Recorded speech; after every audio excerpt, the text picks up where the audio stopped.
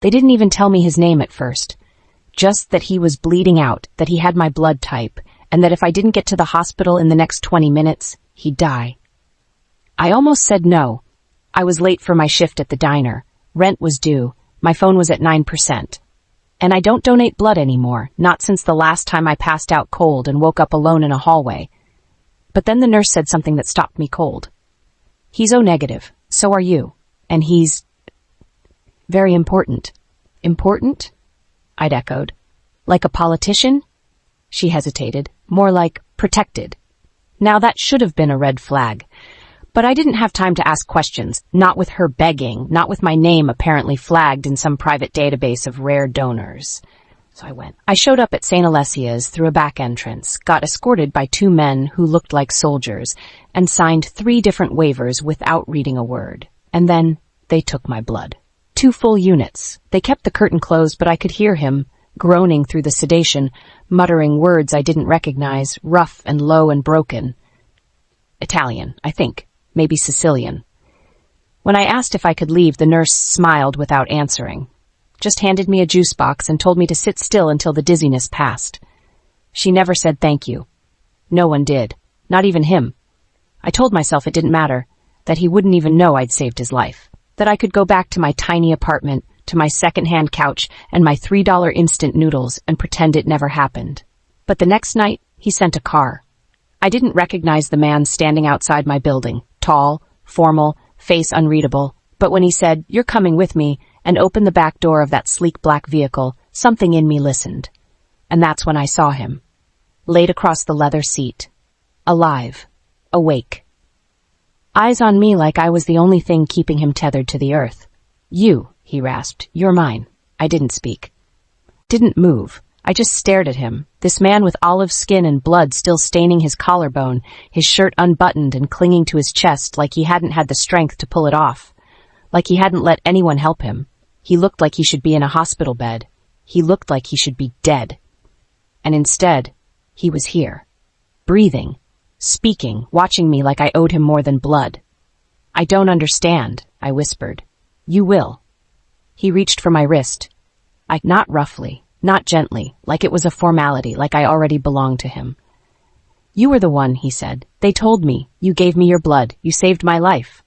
I shook my head. "It was a donation, that's all." His lips curled, slow and dark. "No, cara mia, it was a bond." And just like that, I was claimed. He didn't take me to a hospital, or a safe house, or anywhere normal. He took me to a mansion with gates taller than my old apartment building, marble floors, murals on the ceilings, and more armed guards than I could count. "I can't stay," I'd said the second the doors closed behind me. "You already did," he replied. "Your blood is in me now. That makes you mine." "That's not how that works." He stepped closer. I saw it then, the pain under his posture, the tremor in his hand. He was still healing, still weak, but there was no weakness in his voice. "Vivian Younger," he said, and the sound of my name from his mouth made my stomach twist. "You didn't just give me blood, you gave me breath. You gave me the hours I needed to survive. I don't forget things like that." I swallowed. "That doesn't mean you can keep me." "I don't keep things," he said. "I protect them." He left me in a bedroom larger than my entire apartment, a closet filled with silk, a bathroom with gold fixtures and a soaking tub I couldn't look at without wanting to disappear into it. For hours, I sat on the edge of the bed and tried to figure out how to leave without getting shot. Because this wasn't safety. This was captivity with soft lighting. The food was good, the staff was polite, but every door I tried was locked, every window reinforced. And every time I looked out over that stone balcony, I realized how far I'd fallen into something I didn't understand. His name, I learned from a hushed conversation in the hallway, was Amedeo Bianchi, a name that made the air go still. A name you didn't say out loud unless you wanted to disappear. So no, this wasn't just a man I'd saved. This was a man who didn't lose, and now I was the reason he hadn't. The second time I saw him, he was propped against too many pillows, shirtless, bruised, and unapologetically awake. A storm in a body that hadn't finished healing. I was the one who flinched. He didn't move, just watched me from that bed like I was a debt he planned to collect in full. "You came," he said, low and certain. "I wasn't sure if you would." "You sent a man to my door," I answered quietly. In a car I couldn't afford to scratch. His mouth twitched. Not a smile. Amusement, maybe. Amusement dipped in something colder. I would have come myself, he said, but I'm under orders not to bleed again. I crossed my arms. Would that be such a loss? There was a pause, a beat, and then the faintest flicker of approval in his eyes, like he liked that I wasn't soft, like he'd expected something breakable and found teeth instead. I'm not here to entertain you, I said, and I'm not staying. Your blood's still in me. The way he said it, flat, final, felt like a verdict. Not science, not medicine. Bond. You're not listening, I whispered. You needed blood. I had the type, that's it. That's not it. He said it like gospel, like law. Vivian, he murmured, saying my name like he owned it. You didn't walk into a hospital. You were pulled into something you don't understand. I didn't ask for it either, but now that you're in, you don't just walk away. You think saving your life means I belong to you? No, he said softly. I think it means you belong to me until I save yours back. That shut me up, not because I agreed, but because he said it like he meant it. And I believed him. This man, Amadeo, he wasn't bluffing, he wasn't playing games, and if he owed a debt, even one I never asked for, he was the kind of man who'd carve it into his chest before forgetting it. I didn't do it for you, I said, more quietly now. I didn't know who you were. You do now. I hesitated. Mafia? The corner of his mouth twitched again. Do you want the truth? No, I want to go home. He leaned forward then, just slightly, enough that I could feel the force of him, even from across the room. There's no version of this where you walk back into your old life like nothing happened, not after what you gave, not with my blood still warm from your veins. My stomach twisted. You're making it sound like we're bonded. We are. His eyes didn't flinch when he said it. I don't know why it bothered me more, his words or how calm he was saying them. Like this was all just the natural order of things. Like finding me, claiming me, keeping me close wasn't a threat, but a consequence. Do you do this to everyone? I asked. Trap them here? I don't trap people, he said. I make them safe. In a mansion with locked doors and armed guards? Exactly. I blinked. So I'm a prisoner. You're under my protection. He said it like that was supposed to make me feel better. Like being locked in a golden cage meant I was cherished. I looked around the room, opulent, stunning, suffocating, and asked quietly, how long? Until it's safe. And when will that be? He didn't answer. Because we both knew he didn't plan to let me go. He reached for the glass of water at his bedside, but his hand trembled. Before I could stop myself, I crossed the room and steadied it for him. Our fingers brushed. He stilled. So did I. His gaze moved to where my hand touched his. He didn't lift it away. Didn't pretend it didn't matter. It's still you, he said, low and rough. I can feel it in every cell, like you're still in my blood. I stepped back like I'd been burned. You need rest, I said, swallowing the heat rising in my face. Not poetry. But my voice wasn't sharp enough, and I hated that he could tell. I'll rest, he said, lying back again. But you're not leaving. Not yet. I didn't agree to this. You didn't have to. His eyes closed, like the matter was settled, like it always is for men like him. But before sleep took him fully, he said one more thing. Soft, in Italian, with the kind of reverence that made my skin hum. La mia salvezza. My salvation. I should have run that night. But the locks were already in place, and the worst part? A small, sick part of me didn't want to. I didn't try to run that first night, not because I trusted him, because I didn't know how many guards were posted outside my door, because I didn't know if the windows were real or just for show, because some part of me, the one that always got me hurt, wanted to know if he'd come find me if I did. By morning, I had my answer. The room was beautiful. High ceilings, sun pouring in through sheer white curtains, a tray of breakfast I didn't touch. But it wasn't freedom. And beauty, I've learned, is a dangerous disguise for captivity. I tested the door first, locked. Of course it was. So I paced, I screamed, I pounded until my knuckles stung, and only then did it open, not by accident, not from the other side, but because he opened it. And he was barefoot, wounded, still healing, and furious. You think you're a prisoner? He asked. His voice didn't rise, it dropped, heavy and low, the way thunder doesn't shout, it warns. I stepped back. I didn't say that. You didn't have to. He crossed the threshold. You rattled the walls like an animal. You wanted the doors open, so here I am. Why are they locked? To keep you safe. From who? He didn't answer, because I already knew. From you, I whispered, and he smiled. Slow and dangerous. See, Stellina. From me. So, before I say what happened next, tell me where you are listening from right now. Are you in your car, the kitchen, or maybe in Be Under the Covers? Drop it in the comments. Now? Let's get back to my prison guard. He moved toward me. Not fast, not threatening, just inevitable. Why am I here? I asked because I had to say something or scream. His head tilted, because I'm not finished healing and I won't be until I know you're safe. I swallowed hard. I'm not your responsibility. No, he said. You're my salvation. That doesn't mean you get to own me. I don't want to own you, Vivian. He took another step, closer now. Close enough that I could smell the soap on his skin. I want to know you can't leave, not until I say you're safe. My voice trembled. You think locking me in a room is protection? It is, he said calmly, if the danger is me. I should have hated him. Maybe I did, but I couldn't stop looking at him. This man who'd nearly bled to death, who now walked like he owned every brick in place, who was supposed to be recovering and still looked like he could destroy anyone who touched me. He didn't say thank you. He never had. But he looked at me like I was holy. And it broke something in me, because no one ever looked at me like that. Not like I was beautiful, not like I was valuable, like I was necessary. He finally said, I'll remove the guards, but the door stays locked. Why? Because it's the only way I sleep. I laughed. I didn't mean to, but the sound slipped out of me like a reflex, bitter and exhausted. You sleep better knowing I can't leave? He didn't flinch. I sleep better knowing you're here. And just like that, the fight left me. I sank onto the edge of the bed, more tired than I wanted him to see. His voice softened. Eat. I had them make it the way you like. You don't know what I like. His mouth curved, slow and smug. Toast. No butter. Fruit, not syrup. Coffee, strong enough to bite. I stared at him. He shrugged. You were half asleep when you mumbled it. I remember everything you say. God help me, I almost smiled. And that terrified me more than any locked door ever could. Because I hadn't run. Because I didn't want to. Not yet. Not while he looked at me like that. Not while my name still lived on his lips like it belonged there. The first thing I did when he left me alone again was test the window. It opened, but barely. Just enough to let in the breeze, not enough for escape.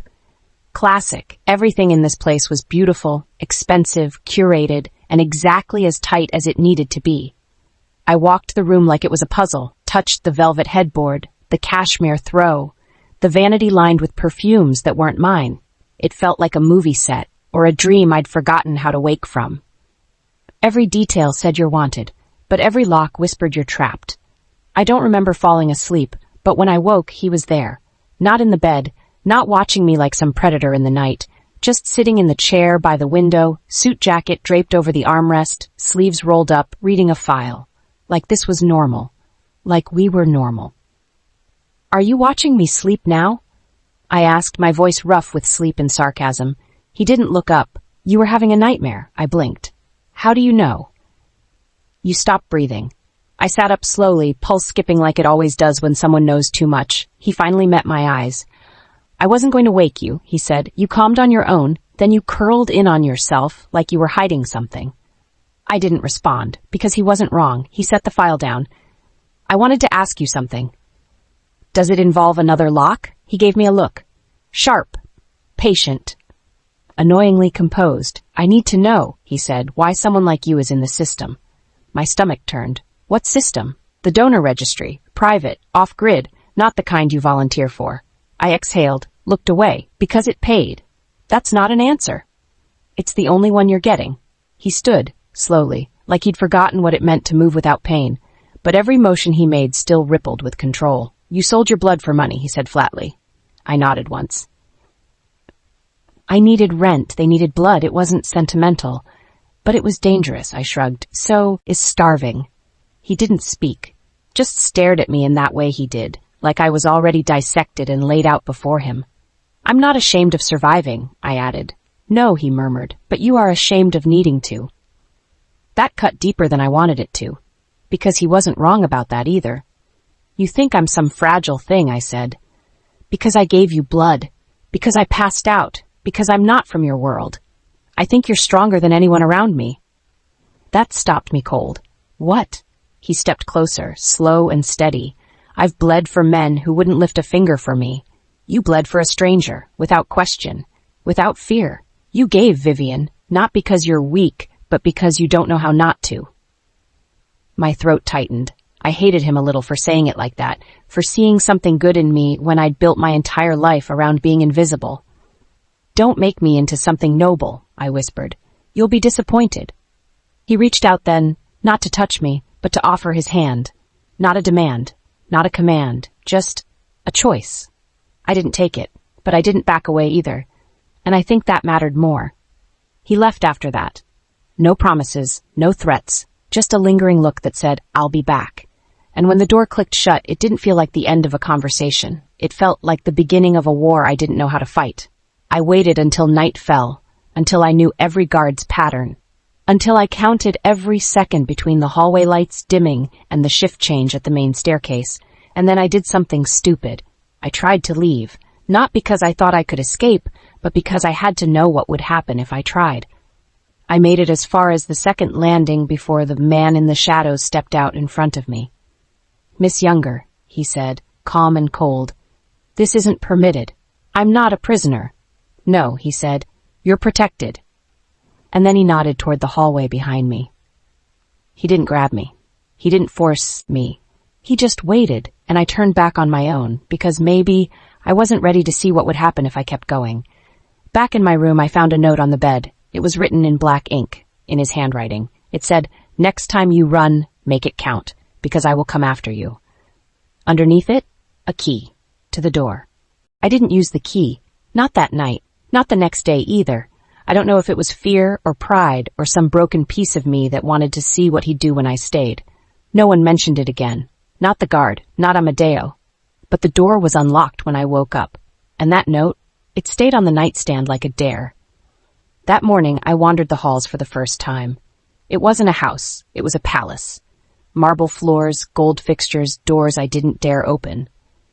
Every hallway was quiet, too quiet, the kind of silence that comes from power, the kind that dares you to ask who's listening.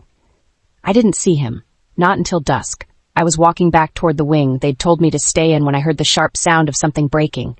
Glass, then a grunt, then his voice. Low, angry, pain-laced. I followed it before I could stop myself.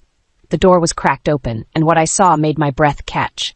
Amadeo stood shirtless, blood blooming through fresh gauze on his side, face pale but jaw tight with rage. There was shattered glass on the floor, whiskey dripping down the edge of a mahogany desk, and his knuckles were bloodied, again. Amadeo. He didn't turn. Just braced himself on the edge of the desk, breathing hard. You shouldn't be here. I didn't mean to. I stepped inside. I heard something break. He finally looked at me. God. That look, like I'd walked into his nightmare, but he didn't want me to leave. I'm fine, he said roughly. You're bleeding. It's nothing. I ignored him. Crossed to the wet bar, found a towel. I pressed it gently to his side and felt his whole body tense beneath my hands. This is nothing? I whispered. He didn't answer, didn't move, didn't breathe. I should have walked away, should have handed him the towel and let him deal with his wounds like he always had, alone. But I didn't. I stepped closer. I pressed the fabric more firmly to his side and I tilted my chin up to meet his gaze. Let me help. You already did. Let me help, again. He watched me like I was a loaded weapon pointed at his chest. Why? He asked, voice gravel. Because I'm here, I whispered, and you're still bleeding. It wasn't about the blood, it never was. It was about the crack in his armor. The moment his strength slipped and something vulnerable flickered through. He could hide it from his men, from his enemies, from the world. But not from me. Not when I'd already seen him broken, dying, human. He let me touch him, really touch him. Just slowly, carefully, I peeled back the soaked gauze, cleaned the edge of the reopened wound, rewrapped it with shaking hands while his breath hitched once, just once, when I pressed too hard. Sorry, I whispered, don't be. He said it like pain was a welcome thing, like he preferred it to silence. And maybe he did. Maybe silence left room for thoughts he didn't want to have. When I finished, I let my hands drop. I didn't step back. Neither did he. There were only inches between us. His chest rose and fell, every breath brushing heat against my skin. You don't have to stay, he said, voice raw. But you are. Yes. Why? I didn't lie. I didn't try to make it easy. I just said the truth. Because I think if I walk away now, I'll never stop wondering what happens if I stay. His hand moved first, slowly, gently, fingertips brushing the edge of my jaw, trailing down my neck like he was memorizing the shape of me. I couldn't breathe. He leaned in, and I felt it. Not just the heat of him, but the restraint, like he was holding back a hurricane. The kiss, when it came, wasn't soft, it was starving. Not lips meeting, but two storms colliding. He kissed me like I was the only thing keeping him alive, like he'd been waiting to taste the blood he wore, and I kissed him back like I didn't care what it meant, like I didn't care who he was or what I was becoming. Because in that moment, nothing existed but the feel of his hands in my hair, the growl in his throat, the way he pulled me, closer like he needed me closer. We didn't make it to a bed. He didn't undress me slowly, but when it was over, he didn't let go. He wrapped his arms around me, buried his face in my neck, and held me like something sacred. No words, no promises, just breath, skin to skin. And for the first time since the night they took my blood, I didn't feel like something to be used. I felt kept. He didn't say anything the next morning. Not when I woke in his bed, tangled in sheets that still smelled like him. Not when I sat up slowly, muscles sore, heart heavier than I could carry. Not even when he brought me coffee the way I liked it, black, sharp, unforgiving. He just watched me drink it in silence, and when I handed him the cup, he didn't take it right away. He just looked at me, really looked at me, like I'd become something else in the night. Not a prisoner, not a donor, but a question he hadn't figured out how to answer. I dressed in silence. The room wasn't cold, but I was shivering anyway, because something had shifted. I felt it, and I didn't know whether I should run from it or fall into it. He finally spoke as I reached for the door. "You should know," he said, voice quiet. "You're written into my estate." I froze. "What?" "My will, my medical directives, all of it."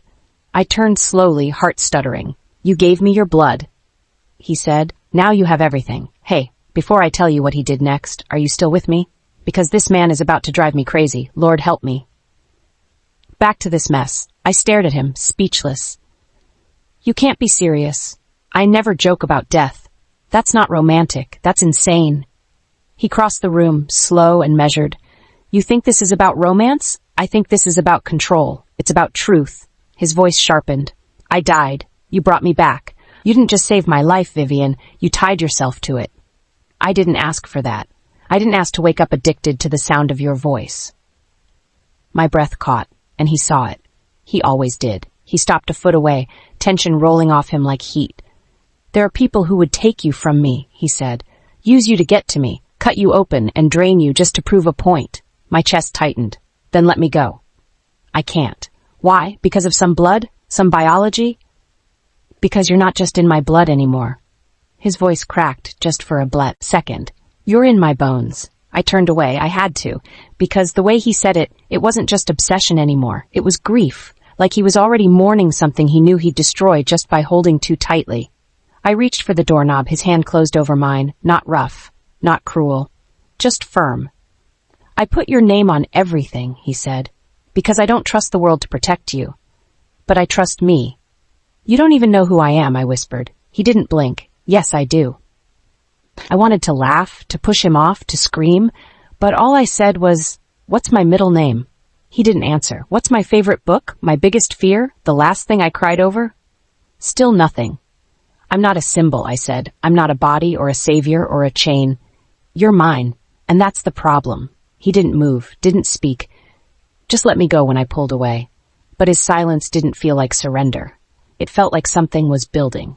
Like I hadn't seen the full weight of his obsession yet. And maybe I didn't want to. I spent the rest of the day in the solarium, alone, watching the sun move across marble floors, surrounded by plants that didn't belong to me, in a life that wasn't mine. And when I found the file tucked inside one of the books on the side table, my name stamped across the top, full of details I'd never given him, I didn't scream. I didn't cry. I just sat there and started reading. Because if I was going to be the girl written into his will, I deserved to know exactly how deep the obsession ran. I didn't speak to him for 2 days, not because I was punishing him, because I didn't trust what would happen if I did. Because the file was too much, pages of my life mapped out in perfect detail, photos from before I even knew his name, a report from a doctor I didn't remember seeing, notes in his handwriting scribbled in the margins like I was something he was studying. Sleeps on left side. Coffee first, words second. Heart rate spikes when touched unexpectedly. No known family. High threshold for pain. I read them all, and when I reached the last page, just a single sentence, I nearly dropped the folder. She doesn't know it yet, but she was made for me. I should have run. Again. But the worst part? I didn't. Not because I was trapped, because something about that sentence lodged in my chest like a splinter I couldn't dig out. I hated how it made me feel. I hated that it made me feel at all. When I finally saw him again, he was standing at the edge of the indoor pool. No guards, no shadows, just Amadeo, barefoot and shirtless, hair damp from a swim, looking more lethal, soaked in water than any man had a right to. He didn't look surprised to see me, like he knew I'd come, like he'd felt the second I stepped into the room. I didn't speak, just walked toward him slowly, trying not to drown in everything I didn't understand between us. I read it, I said. He nodded once. I know. I don't know whether to slap you or kiss me? I stopped, heart pounding. Don't push me. He took a step forward, water dripping from his skin. I've done everything but beg, Vivian. I stared at him. This man who built a cage of silk and steel around me, who'd taken everything but my voice, who somehow made me feel safer in danger than I ever did in peace. I hated him, and I wanted him more than I'd ever wanted anyone, so I kissed him, hard, furious, starving. His hands gripped my waist like he'd been waiting years. My feet left the floor, my breath vanished. He kissed like he didn't care if he drowned in me, like he wanted to. I don't remember how we got out of our clothes. Only the sound of my name on his lips. Only the way he pressed me against the cool tile wall and held me like I'd never be allowed to leave again. Every touch burned, every breath branded. But it wasn't the heat that wrecked me. It was the way he looked at me. Like I was a miracle he'd bled for, like I was his penance, his prize, his punishment. He carried me to the floor after, wrapped me in a towel and didn't let go. He ran his fingers down my spine, slow and reverent. Do you hate me? He asked, voice barely above a whisper. No, I said honestly. I wish I did. He didn't move, didn't speak, just pressed his forehead to mine and breathed me in. We stayed like that for a long time, long enough for the heat to fade, for the silence to settle, for me to realize something I didn't want to say out loud. I wasn't scared of what he would do if I tried to leave again. I was scared of what I'd do if he asked me to stay. I waited until midnight. I told myself it was to give him time to fall asleep, but the truth was I needed the silence. I needed to know if my legs still worked, if I could still walk away from him, if there was any part of me that hadn't been rewritten by his hands on my skin or his voice saying things no one had ever dared whisper before. The key was still under the folded note where he'd left it days ago. Unspoken permission, or a test. I didn't care which anymore. I just knew I had to try. The guards didn't stop me. I think they knew better. Or maybe he told them to let me go, to watch me walk into the dark with the illusion of freedom, only to prove what we both already knew, that I wouldn't get far. I reached the main gate. The wind was sharp, my breath visible, my hands shaking, and then I saw him. He stepped out from behind one of the stone pillars, like he'd been waiting for me. Not angry, not armed, just still. Like gravity existed differently where he stood. You were asleep, I said quietly. I'm never asleep when you're not in bed. I swallowed hard. I need air. There's air inside. I need space. His jaw flexed. Space from me? Yes. He nodded once. Not approval, not agreement, just acknowledgement. And then he stepped aside, motioned toward the gate. It's open. It's open. I hesitated. Because that wasn't what I expected, because it was worse than him dragging me back. This was permission. And I hated that it broke my heart. You're letting me go? I whispered. No, he said. I'm letting you choose. I walked. Out the gate, down the private road, all the way to the edge of the tree line where the sound of the house was nothing but wind. I didn't turn back. Not once. Not until I saw the car. Black, running, waiting. A driver inside who didn't look at me as I opened the door. Where to, miss? My throat closed. My heart cracked. And for a moment, I couldn't breathe. I don't know, I said, because I didn't. Because the life I'd left behind didn't fit anymore. Because the girl who gave her blood for cash had died. Then I looked at her and said mine. I sat there in silence, engine humming beneath me, and realized I didn't want to leave him, but I didn't know how to stay. The door opened. He didn't slam it, didn't drag me out. He just slid in beside me, silent, and closed it gently behind him. "I told you it was open," he said. "I thought you said you wouldn't follow me." I lied. I laughed, bitter, broken. "I don't know who I am anymore." "You're still her," he murmured. "The girl who saved my life, the girl who kissed me like it meant something, the girl who tried to leave and still looked back." I didn't. He leaned in, his breath brushed my ear. "You didn't have to. I felt it." My chest cracked wide open, because he was right, because even as I walked away, something tethered me to him like a second pulse. "You scare me," I whispered. "I'm supposed to. I don't know what this is." "It's not love," he said. "I warned you. I don't believe in it." "Then what is it?" "Obsession," he said simply. "Possession, addiction, whatever word makes it easier." I looked at him, saw the man who built an empire with blood and silence, the man who looked at me like I was the only thing that ever unraveled him, and still, "I need to go back." He didn't smile, didn't gloat. He just knocked on the glass once, and the driver turned the car around without a word. And as we drove back through the gates of his estate, I realized the truth. I hadn't tried to leave. Not really. I just needed to know he'd come for me. He didn't speak when we got back. Not when the car stopped in front of the main house. Not when I opened my door and stepped out on shaking legs. Not when I turned to look at him one last time before the entrance swallowed me whole. He just watched and followed. Close enough that I could feel him behind me, but not close enough to touch. Not yet. I didn't go to my room, I went to his, because somehow that felt more honest. His room didn't pretend I had choices. His room didn't lie with soft lighting and guest towels and windows that didn't open. It was all sharp edges and cold surfaces and the lingering scent of him in the air. It felt like a confession. It felt like the truth. I stood at the foot of his bed and waited, not for permission, not even for him, just for the panic to settle. It didn't, but he came anyway.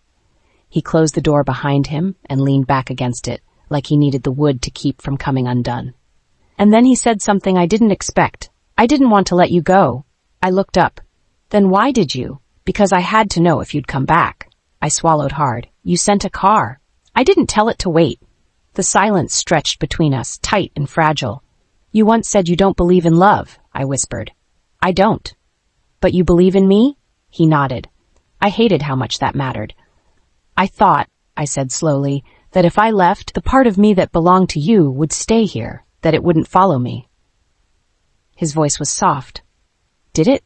"No," I whispered. "It didn't." He pushed off the door and crossed the room slowly, not stalking, not looming, just moving like a man who knew I wouldn't run again. Not tonight. He stopped in front of me, raised his hand, let his fingers graze my cheek like he was asking instead of taking. And when I didn't flinch, he exhaled like he hadn't breathed since I left. "I hate how much I want you," I said, voice shaking. "I hate that I need you to want me back." My eyes burned, because I wasn't supposed to feel this, because I'd spent years being strong, untouchable, unwanted in the right ways. And now here he was, flawed and cruel and dangerous, looking at me like I was the only thing in his entire empire that mattered.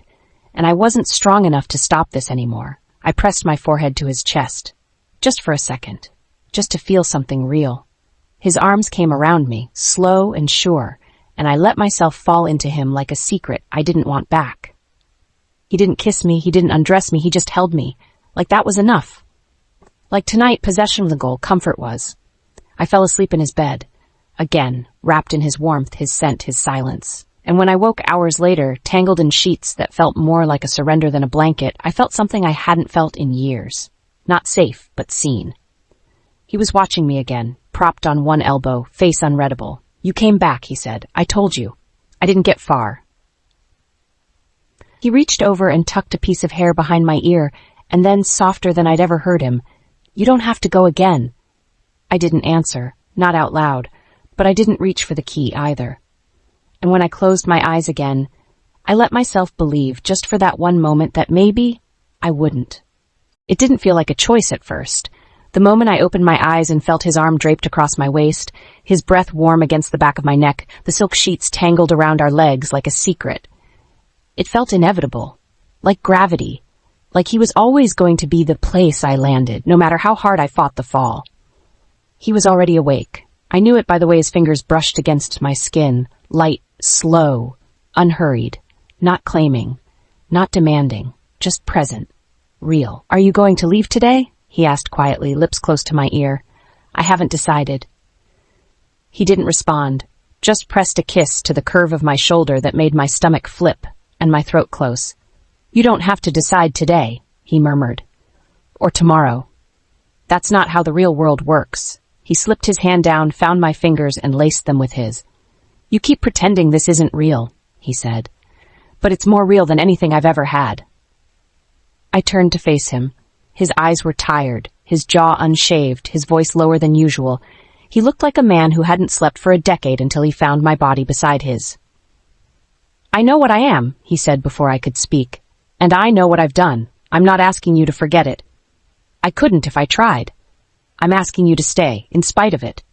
I blinked back the rush in my chest. "That's not fair." "No," he whispered, "but it's true."